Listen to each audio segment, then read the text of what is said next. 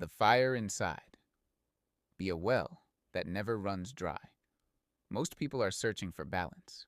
They want motivation without obsession, passion without cost, fire that warms, but never burns. That's why they keep running dry. Because fire was never meant to be managed. It was meant to consume. Fire isn't given. It's fed. The fire inside you doesn't come from talent. It doesn't come from opportunity. And it definitely doesn't come from motivation. Fire comes from intentional repetition, from choosing the same direction when no one is watching, from feeding the same vision even when it hasn't paid you back yet, from refusing to dilute yourself just to be understood. Most people don't lack ability. They lack fuel discipline. They keep feeding everything except the one thing they say matters. A well that never runs dry. A dry well isn't empty because it was used too much. It's empty because it wasn't replenished correctly. The strongest people aren't the ones who burn the brightest for a season.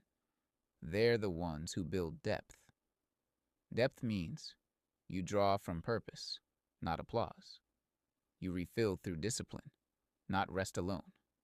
You protect the source, not just the output. If your fire depends on validation, it will always flicker. If it depends on results, it will always fade. But if it's anchored in identity, it becomes a well. And wells don't rush. They don't perform. They sustain. Why obsession is misunderstood. The world calls it obsession because obsession makes people uncomfortable. It narrows your focus. It removes your interest in distractions. It makes you less available for things that don't matter. Fire blinds you, not to reality, but to noise. When you're truly consumed, you stop asking, is this balanced? Is this too much? What will people think?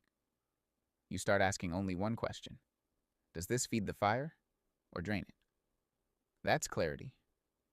Vision that blinds people. Think blindness is weakness. But the most dangerous kind of vision is the kind that can't be pulled sideways. When you're consumed, you don't see exits. You don't see comparisons. You don't see shortcuts. You see forward. That's why people with fire look unreasonable. They don't react to the same incentives. They don't respond to the same fears. Their vision is too narrow to be hijacked. The cost of a burning life. Let's be honest. Fire costs you comfort, familiar approval, access to certain rooms, but it gives you something rare, continuity. You don't have to restart every year. You don't have to rediscover yourself every season. You don't burn out because you're not sprinting. You're rooted. Burnout happens when intensity outpaces depth. Fire with no well destroys itself. Ambition chases outcomes. Anchored ambition builds capacity. Capacity to endure boredom. Capacity to say no.